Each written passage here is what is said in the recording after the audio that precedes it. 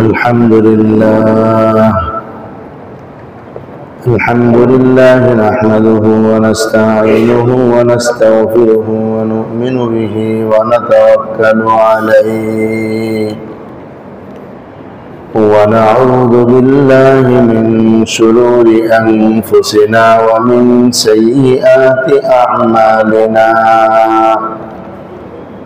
من يهده الله فلا مضل له ومن يضلله فلا هادي له ونشهد أن لا إله إلا الله وحده لا شريك له ونشهد أن سيدنا ونبينا ومولانا محمدا عبده ورسوله صلى الله تعالى عليه وعلى آله وأصحابه وبارك وسلم تسليما كثيرا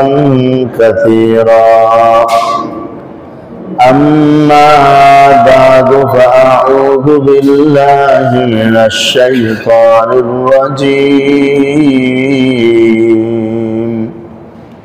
بسم الله الرحمن الرحيم والسماء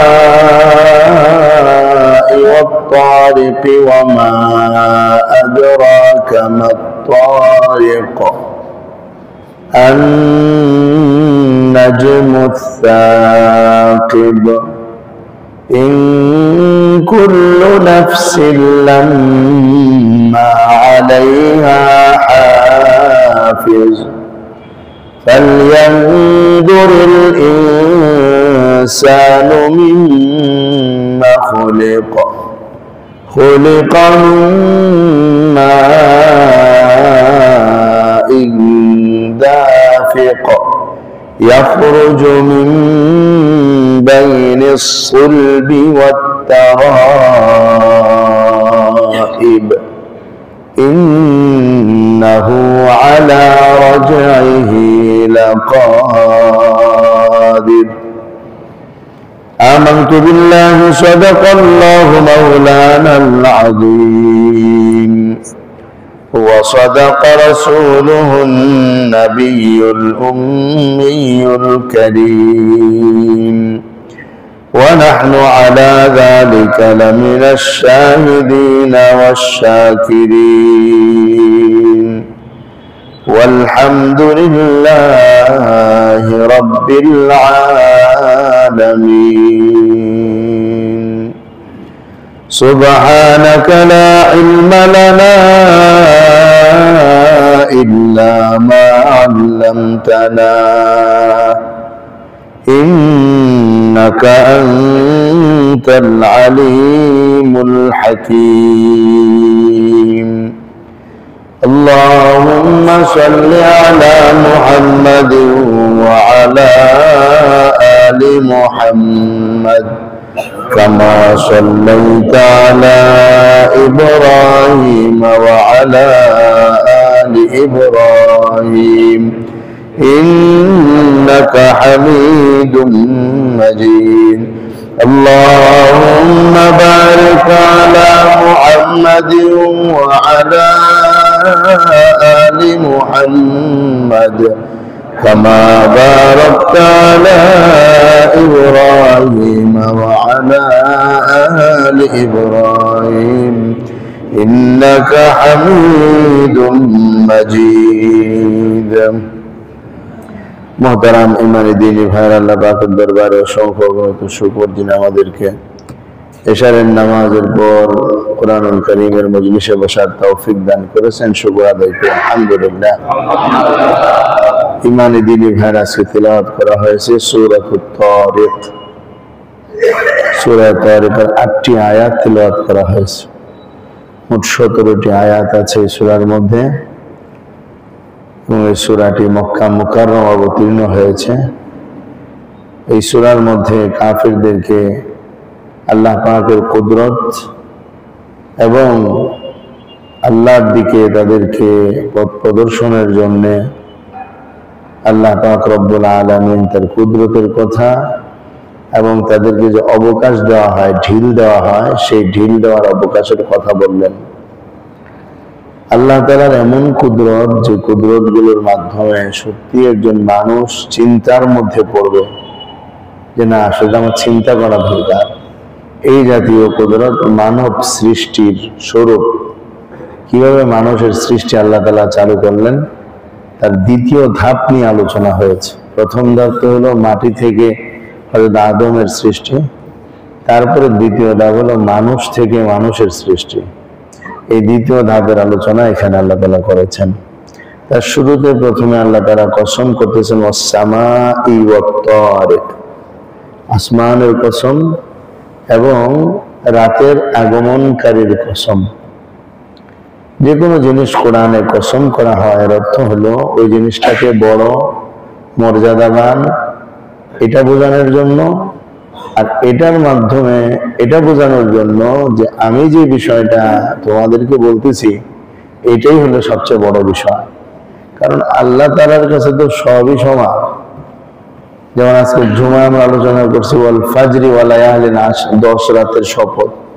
এই শপথ করার দ্বারা আল্লাহ তাআলা ওই 10 রাতের মর্যাদা বাড়াইছেন।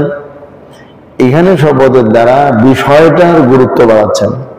আল্লাহ এটা কসম করে বলছেন, এমনিতে বলতে পারতেন, নরমালি বলতে পারতেন, কসমের দরকার ছিল না। তারপরেও যেহেতু আল্লাহ পাক রব্বুল আলামিন কসম করতেছেন, শপথ করতেছেন, এর দ্বারা বোঝা যায় যে বিষয়টা তিনি বলবেন এটা বড় গুরুত্বপূর্ণ বিষয়।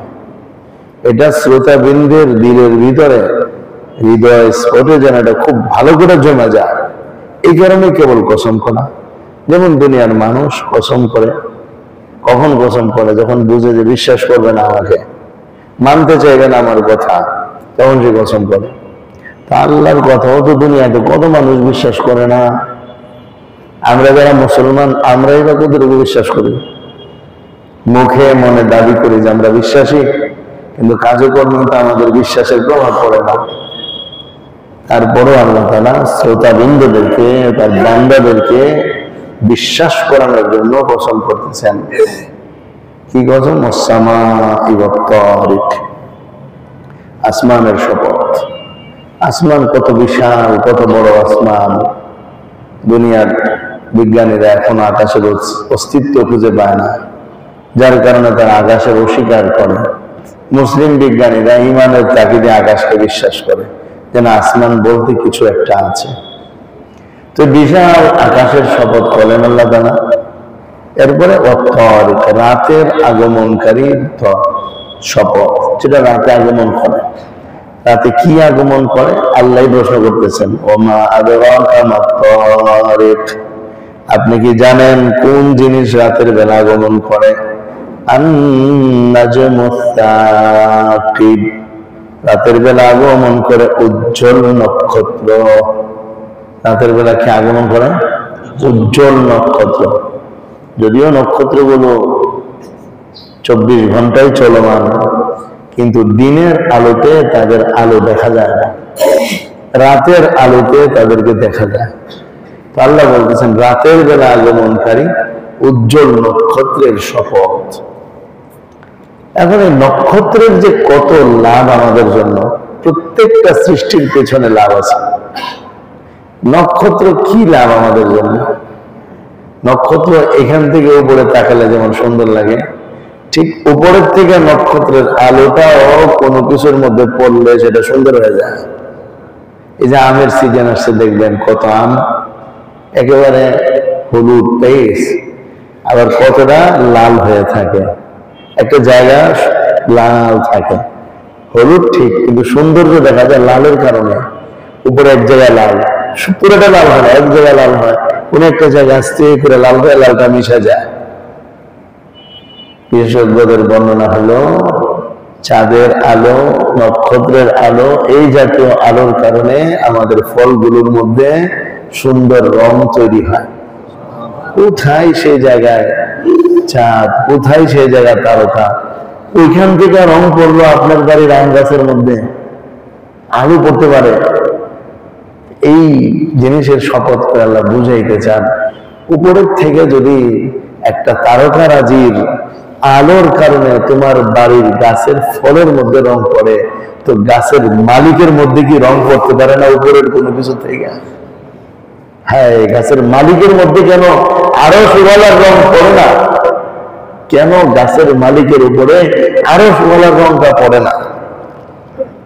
এই জন্য আমার দোস্ত, আমার ভাই, সব কিছু একটা আলো ধারণ করে, আলোর কারণে রং ধারণ করে। তো এই তারকারাজির আলোর কারণে কি চমৎকার একটা রং ধারণ করে। আমের মধ্যে সেটা একটু সুন্দর লাগে, অন্য আমের তুলনা সেটা একটু ব্যতিক্রম সুন্দর লাগে। কিন্তু যে আম কাঁচার মতোই থাকে, যেমন ল্যাংড়া বলেন, আরো কি কি আম আছে, এগুলো সব কাঁচা পাকা উপরে দিয়ে সব সমান, এটার তেমন কোনো সৌন্দর্য না, এটা স্বাভাবিক। আগেও যেমন ছিল, পাকার পরেও তেমন। কিন্তু যেটা পাকার পরে রঙিন হয়ে আসে, ওটা দেখতেই চমৎকার দেখা যায়। তো আল্লাহ তাআলাও যেন আমাদেরকে এই কথা দ্বারা বোঝান, এত উপরের তারকারাজির মাধ্যমে যদি তোমার বাড়ির গাছের রং ধরতে পারে, আমের মধ্যে, ফুলের মধ্যে, ফলের মধ্যে, তো বাড়ির মালিকের মধ্যে রং লাগে না কেন? বাড়ির মালিকের মধ্যেও তো রং লাগা দরকার। তো বাড়ির মালিক তারকার রঙে রঙিন হয় না, সূর্যের রঙে রঙিন হয় না, বাড়ির মালিক চন্দ্রের রঙে রঙিন হয় না, বাড়ির মালিক রঙিন হয় ওই সব কিছুর স্রষ্টা আল্লাহ রাব্বুল ইজ্জতের রঙে রঙিন হয়। সেটাই বলছেন, সিবগাতাল্লাহ ওয়া মান আহসানু মিনাল্লাহি সিবগা ওয়া নাহনু লাহু আবিদুন। আল্লাহর রং, আল্লাহর রঙের যে সুন্দর রং আর কার আছে? আল্লাহর রং আছে সুন্দর, আর কোন রং নাই। এটা হলো সবচেয়ে সুন্দর রং।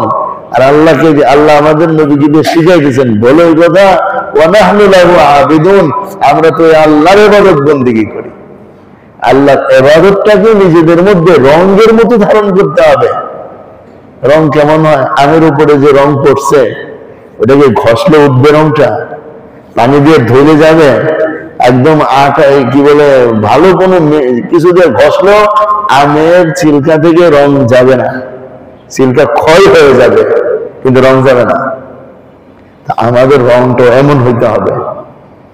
আমরা মুসলমান, মুসলমানের রঙে আমাদেরকে এমন ভাবে রঙিন হতে হবে যে আমাদের জীবন চলে যাবে, কিন্তু ইসলামের রং আমাদের থেকে বের হবে না। দিন আসতেছে, তুফান আসতেছে, তুফান, ভয়াবহ তুফান আমাদের উপরে আসতেছে। এই তুফানের মোকাবেলা করার মতো রুহানি শক্তি যদি আমার আপনার ভিতরে সঞ্চয় না হয়, তাহলে রং, ইসলামের রং প্রথম ধাক্কায় আমার আপনার শরীর দিয়ে চলে যাবে। এমনিতে আমাদের রং নাই, মানুষ দেখলে আমাদেরকে চিনেও না, আমরা মুসলমান না বেঈমান, চিনেও না আমাদেরকে মানুষ দেখলে, রঙই তো নাই আমাদের শরীরে। আবার ধাক্কা দিলে যাইবে কি? যা আছে ভাষা ভাষা ইমান, ওটাও আমাদের চলে যাবে। এমন ভয়াবহ দিন আমার আপনার সামনে আসতেছে। আল্লাহ এই কঠিন দিন থেকে আমাদেরকে হেফাজত করেন। আমাদের এবং আমাদের পরবর্তী প্রজন্মের এরকম দিন এসেই যা, আল্লাহ যেন তার গায়বী শক্তি আর সাহায্যের মাধ্যমে আমাদেরকে এবং পরবর্তী প্রজন্মকে ইসলামের উপর অটল অবিচল দাঁড়িয়ে থাকার তৌফিক দান করেন। এই জন্য আমার ভাইগুলো ভাবা দরকার, জানা দরকার, খেয়াল করা দরকার, বোঝা দরকার। রাতের বেলা আগমনকারী জিনিসের নাম হলো নক্ষত্র, উজ্জ্বল নক্ষত্র। তো উজ্জ্বল নক্ষত্র যে প্রত্যেক রাত্রে দেখা যায় আকাশে মেঘমালা না থাকলে, এই নক্ষত্র দিয়েও তো মানুষ তার স্রষ্টাকে বের করতে পারে। এরকম নক্ষত্র দিয়ে একজন তার স্রষ্টাকে খুঁজে বের করছিল। কি নাম তার? ইব্রাহিম আলাইহিস সালাম। ফালাম্মা জান্না আলাইহিল লাইলু রাআ কাওকাবা قال هذا ربي فلما أفل قال لا أحب الآفلين। হযরত ইব্রাহিম তার আম্মাকে জিজ্ঞেস করেছিলেন, আম্মা জান, আমার স্রষ্টাকে কার ইবাদত করব? মা বলছে, বাবা, আমার প্রভু হলো তোমার আব্বা। বলছে, তাই তো আমার আব্বার প্রভুকে বলছে নমরুদ। নমরুদ না? হ্যাঁ, নমরুদই তো। ইব্রাহিম সালাম কার সাথে ছিল? ওনার বাবার নাম ছিল আজর, প্রভু তো তার নমরুদ। নাউজুবিল্লাহ। ইব্রাহিম সালাম ওটা পছন্দ হলো না, কথা হইল। আমার আব্বা আপনার প্রভু, আর আমার আব্বার প্রভু নমরুদ, তাহলে নমরুদের প্রভুকে না, খুব সাবধান, কথায় আর বলো না, ওনার মনে পছন্দ আর এইভাবে চিন্তায় করে গেলেন।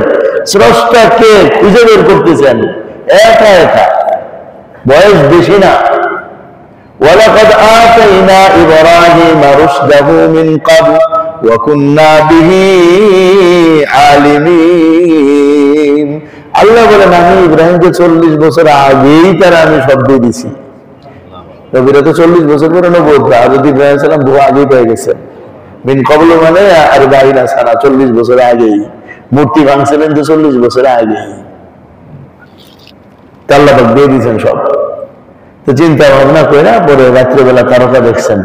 ফালাম্মা জান্না আলাইহিল লাইলু রাআ কাওকাবান ক্বালা হাযা রাব্বি। রাতের বেলা তারকারা যে দেখা বলেন, এটাই মনে আমার প্রভু। ফালাম্মা আফালা ক্বালা লা উহিব্বুল আফিলিন। অতঃপর যখন তারকা ডুবে গেছে, এটা প্রভু হইতে পারে না। ফালাম্মা জান্না আলাইহিল লাইলু রাআ কাওকাবান ক্বালা হাযা রাব্বি ফালাম্মা রাআল কমারা বাযিগান ক্বালা হাযা রাব্বি। এরপরের রাতে দেখলেন যে বিশাল 14তম তারিখে পূর্ণিমার চাঁদের মতো পূর্ণিমার চাঁদ উঠছে, বলে এইটাই মনে হতে আমার প্রভু। এরপরে সকালবেলা যখন এটাও ডুবে গেছে, এইটাও আমার পছন্দ হলো না, এটা প্রভু হইতে পারে না। এরপরে দিনের বেলা সূর্যকে দেখছেন। ফালাম্মা রাআশ শামসা বাযিগাতান ক্বালা হাযা রাব্বি হাযা আকবার। বিশাল বড় এটা সূর্য, এবার মাথায় আসলো, তাহলে এটাই মনে আমাদের রব। এটা তো বড় দেখা যায়, সবগুলোর থেকে এটা বড়। কিন্তু বিকাল বেলা যখন সূর্য আবার ডুবে গেছে, তখন আর এটাকে আর রাখলেন না।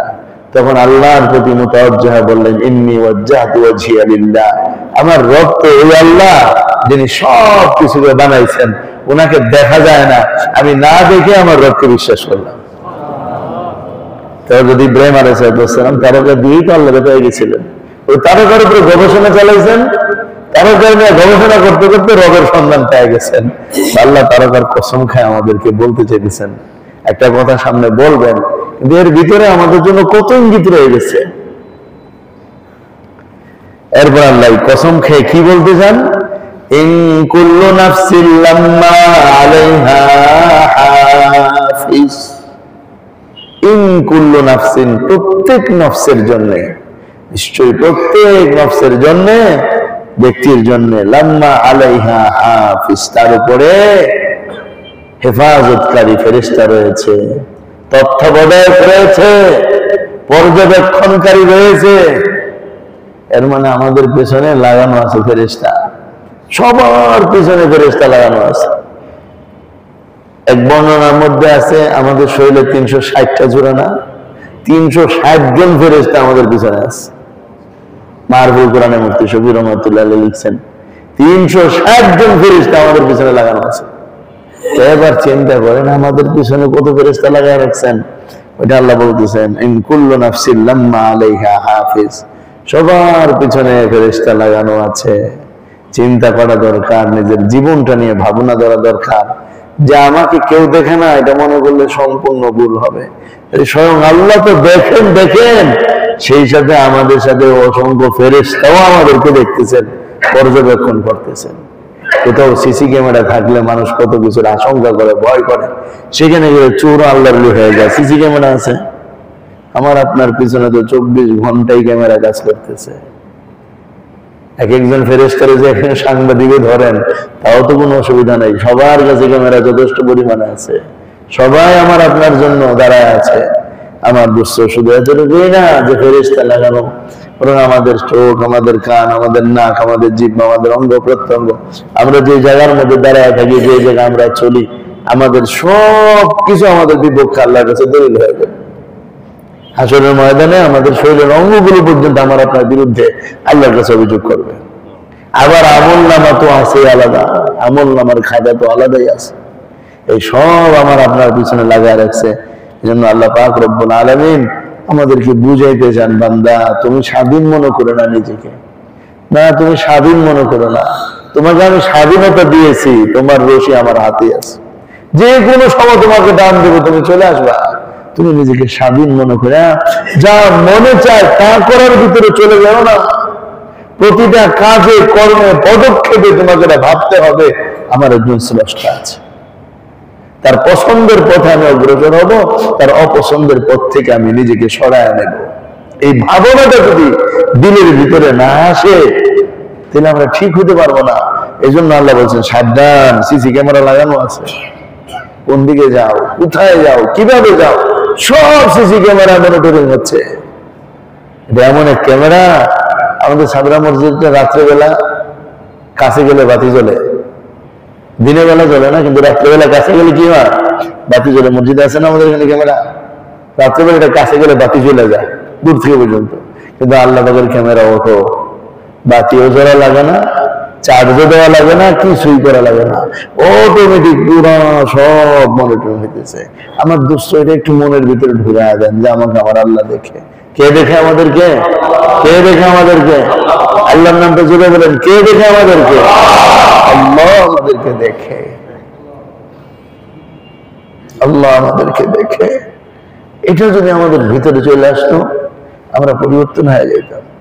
অফিসে গেলে আমরা পরিবর্তন হয়ে যেতাম, দোকানে গেলে আমরা পরিবর্তন হয়ে যেতাম, ঘুরতে গেলে আমরা পরিবর্তন হয়ে যেতাম, নির্জন কক্ষে আমরা পরিবর্তন হয়ে যেতাম। আমাদের মধ্যে পরিবর্তন নাই কেন? আল্লাহ যে দেখে এটা আমাদের বিশ্বাসের বাইরে চলে গেছে। এরপর আল্লাহ বলেন ফালইয়ানজুরিল ইনসানু মিম্মা খুলিক, মানুষ চিন্তা করে দেখো কিভাবে তাকে সৃষ্টি করা হয়েছে।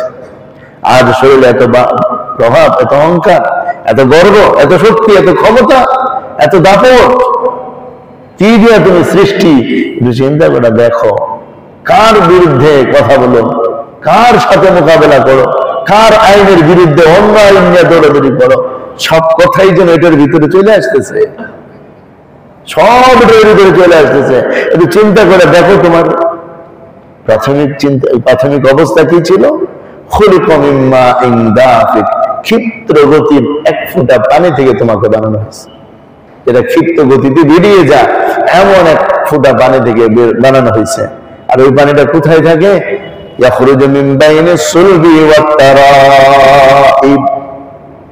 সেটা থাকে পুরুষের থাকে পৃষ্ঠদেশের মধ্যে, আর নারীর থাকে তার বক্ষের মাঝে।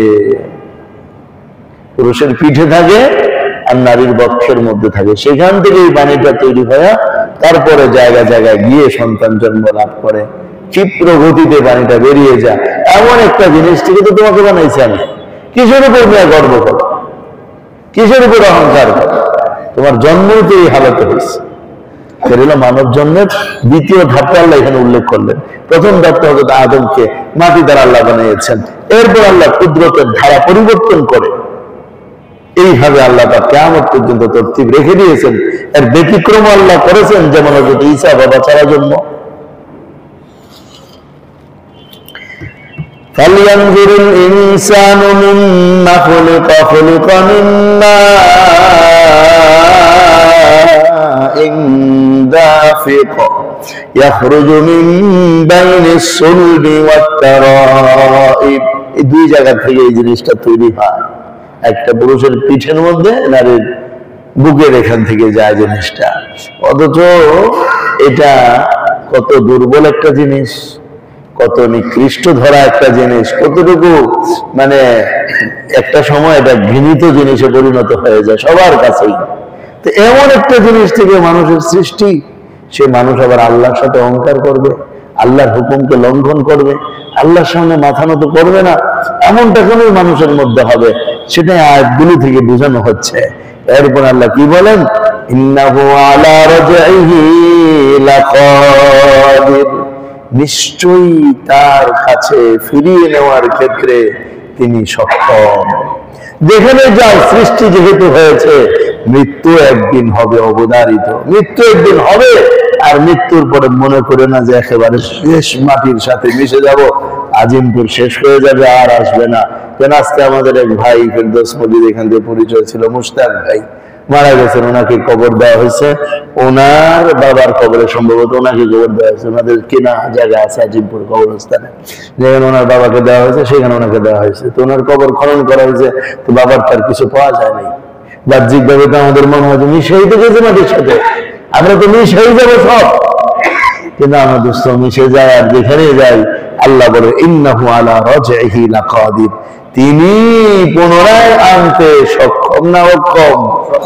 সক্ষম। সুতরাং আল্লাহ খালি হুকুম দিবেন, সাথে সাথে মাটির থেকে সব পিঁপড়া যেরকম বের হয় আমরা সব বের হয়ে যাবো, মুহূর্তের মধ্যে আমরা সব বের হয়ে যাবো, একজনের লোকে থাকতে পারবে না।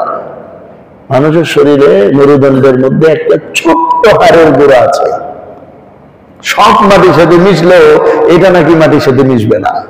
এটা আমাদের যিনি তাফসীরে জালালাইন পড়াইছেন হুজুর বলছেন যে ছোট্ট হাড়ের একটা গোড়া আছে, ছোট্ট, এটা মাটির সাথে মিশবে না, এটা এমনি থাকবে।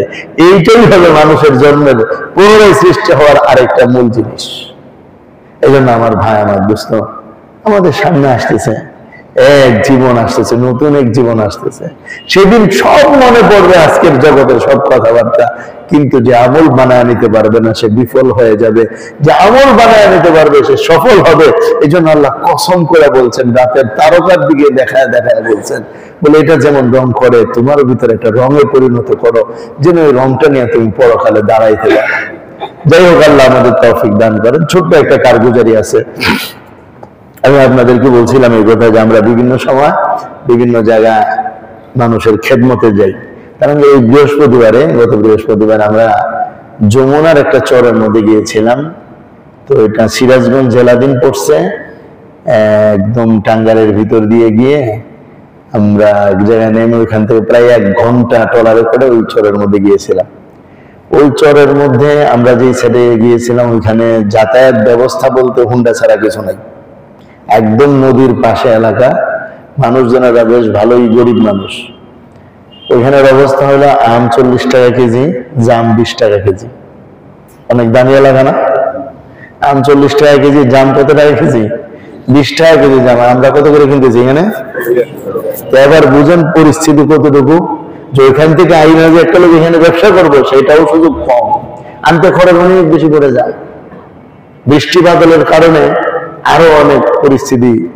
তারপর আলহামদুলিল্লাহ আমাদের সাথে 3 জন ডাক্তার গিয়েছিলেন আমাদের মসজিদের এখানে এবং ফেরদৌস মসজিদ এখানে মিলে 3 জন ডাক্তার সব গিয়েছিলেন, শাহী মসজিদের একজন ছিলেন এবং আমরা আরো 4-5 জন ওনাদের সাথে ছিলাম। তো এই ভরা বৃষ্টির মধ্যেও প্রায় 200 মানুষের মতো আসছেন চিকিৎসা নেওয়ার জন্য। ওনারা সেই জোহরের পর থেকে একদম 5:30 পর্যন্ত টানা রোগী দেখছেন। ঔষধ ফ্রি, আর কয়েকজন ডাক্তারকে বলে কিছু ঔষধ ব্যবস্থা করা হয়েছে, কিছু ডাক্তাররা সংগ্রহ করছেন।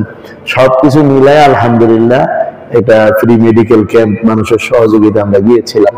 এটা এই জন্য যাই যে একটা হলো আমরা যে মুসলমান, আমাদের একটা হক তাদের আছে কি নাই। এমন প্রত্যন্ত অঞ্চলে থাকে তারা যেখানে সাধারণভাবে কেউ যাবে না, আর যারা যায় ওরা নিয়ত খারাপ করে যায়, সব খ্রিস্টান বানায় ফেলাম ওই নিয়তে যায়। ওদের নিয়তই থাকে পয়সা দিয়া, টাকা দিয়া, গরু দিয়া, কল বসায় দিয়া আমরাদেরকে খ্রিস্টান বানায় ফেলে, এবং প্রত্যন্ত অঞ্চলে এটা হচ্ছে। তো এই যে জিনিসটা আসলে 3টা জিনিসের মাধ্যমে মানুষ মানুষের কাবু করে: শিক্ষা, সেবা, চিকিৎসা। শিক্ষা দিয়ে মানুষ মানুষের কাবু করতে পারে, সেবা দিয়ে মানুষ মানুষকে কাবু করতে পারে, চিকিৎসা দিয়ে মানুষ মানুষকে কাবু করতে পারে। আমরা জুমার আলোচনা আমাদের মাদ্রাসা এখানে আছে, লালবাগ আর বিভিন্ন মাদ্রাসা দিয়ে আমরা মানুষদেরকে শিক্ষা দিই। ফলে কোরআন সুন্নাহ আমাদেরকে শিখানোর কারণে, আমরা মানুষদেরকে শিখানোর কারণে তার একটা নিয়ন্ত্রণ আমাদের হাতে চলে আসে।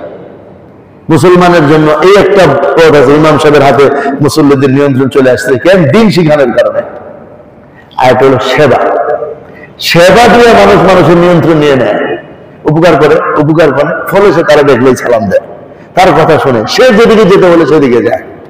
এটা হলো চিকিৎসা। চিকিৎসার জিনিসটা আরো বেশি দরকারি, এটা মুহূর্তের মধ্যে মানুষকে বন্ধু বানায় ফেলা। এই কাজগুলো আলহামদুলিল্লাহ আমরা এ পর্যন্ত 2বার এই কাজ করলাম। আসলে একবার কাজ করে আসার পরে দাওয়াত আরো 3 জায়গার থেকে আসে।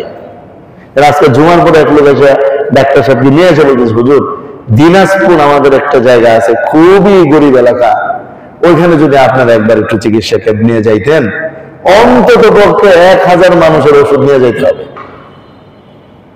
এবার বলেন ঢাকা থেকে দিনাজপুর গিয়ে চিকিৎসা সেবা নিয়ে যাওয়াটা কি সহজ না কঠিন?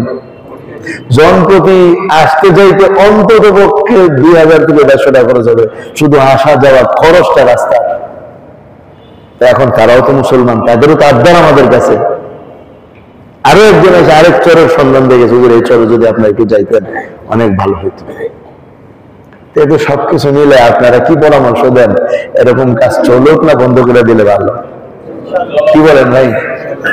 এই জন্য দোয়া চাই আপনাদের কাছে 1 নম্বর। 2 নম্বরে যার মনে চায় এই জাতীয় কাজে সহযোগিতা করা দরকার, সে অবশ্যই যোগাযোগ করে সহযোগিতা করবেন। ঠিক আছে তো ইনশাআল্লাহ? কারণ এই যে আসা যাওয়া, এটার জন্য যে একটা বিশাল ব্যয়বহুল কাজ আছে, ব্যবহার গাড়ি লাগবে, যেতে লাগবে, খরচ লাগবে। আমরা যদি কিছু না, বেশি না, এই মসজিদ থেকে মাত্র 200 মানুষ তৈরি হই, সাধারণ একটা অ্যামাউন্ট নিজের জীবনে আমি আবশ্যক করে রেখেছি, মাসে আমি আমাদের এই দিনই এই কাজের জন্য এত টাকা দিব, আমার যা আছে এখান থেকে আমি এত টাকা দিব, তাহলে কি কাজটা কঠিন হয়ে যাবে? কি বলেন আপনারা? হ্যাঁ, এই জন্য আমার আলহামদুলিল্লাহ আগ্রহ আছে যে আমরা এইভাবে মানুষকে সেবা দিই। দেখেন আমাদের সেবার মধ্যে পার্থক্যটা কি দেখেন। আমি গেছি কিছু বই নিয়ে গেছি, ছোট বই নিয়ে গেছি, বই আছে না, ইমাম সাহেবদেরকে আদাবুল মসজিদ বই হাদিয়ে দিলাম, সাথে এই ছোট বইগুলো কতগুলো দিলাম যে হুজুর এলাকায় যারা পড়াশোনা করতে পারে, লেখাপড়া পারে এমন মানুষের কাছে বইটা দিবেন। আমার ওই যে বিভিন্ন সময় ত্রাণ দেওয়া হয়েছিল, আমি জুমাতেও বলছিলাম, ওই ত্রাণের সাথে খ্রিস্টানরা তাদের বই ঢুকাই দিচ্ছে। আমরা তো শুধু ত্রাণ দিয়ে দৌড়ায় চলে আসছি। এখন মাথায় আরো কিছু নিতে হবে আমাকে, যে না, আমি শুধু ত্রাণ দিয়ে চলে আসবো না, আমি দিনের একটা ছোট্ট বই তার ঘরে পৌঁছাবো। আজকাল তো পড়ালেখা তো ঘরে অনেকেই জানে, বাচ্চারা তো প্রায় পড়ালেখা করতে জানে। এবং ওই সমস্ত অঞ্চলগুলোর এই দুর্গম অবস্থাগুলো, হালতগুলো আমরা যদি যাই, এতটা খুশি হয় মানুষ বলার বাইরে। মাদ্রাসার হুজুর যতটা আপ্যায়ন এবং এলাকাবাসী, মাদ্রাসার কমিটি যে কি করবে না করবে সব মিলে, আমি জিজ্ঞেস করলাম কত খরচ হয়েছে আপনাদের বলেন, খুব জোর করে বলছে যে 3000 খরচ হয়েছে। আমি আগে 2000 টাকা পাঠিয়ে দিয়েছি যে আমাদের খাবারের জন্য 2000 টাকার ব্যবস্থা করেন। আর ঘুষ মুরগি বানায় না, কদিন পরে কোরবানি আসতেছে, এখন এগুলা কিছু দরকার নেই, তারপরেও তাদের মনের আবেগ ভালোবাসাটা অনেক বেশি। এই জন্য আমি বলবো এই কথা, আপনারা একদিকে এরকম একটা ফিকির রাখেন, যেহেতু আমি আপনাদের পরিচিত মানুষ, আলহামদুলিল্লাহ কাজ করতেছি, আপনারা সহযোগিতায় থাকেন।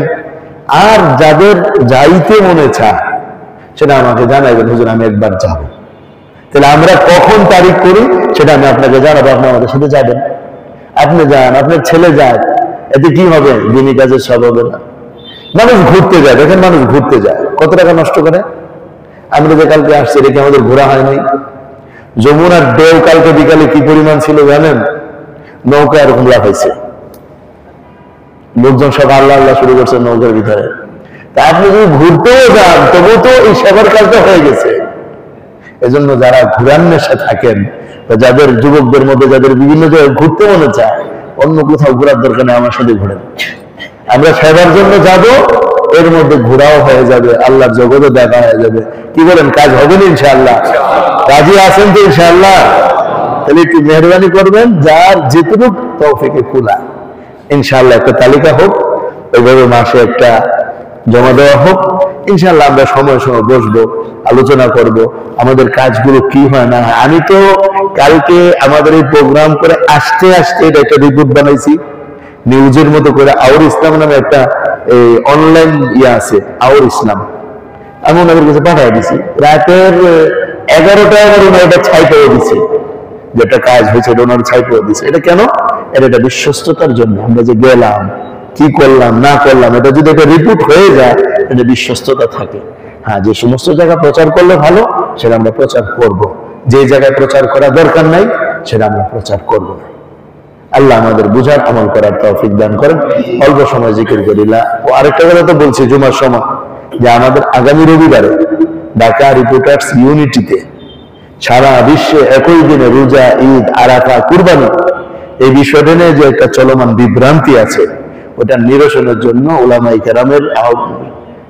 ওলামায়ে কেরামকে নিয়ে আমরা একটা সেমিনার আয়োজন করছি। আলহামদুলিল্লাহ বেশ ভালো ওলামায়ে কেরাম স্বাগত জানাইছে, ভালো বলছেন এবং বলছেন এটা হওয়া দরকার।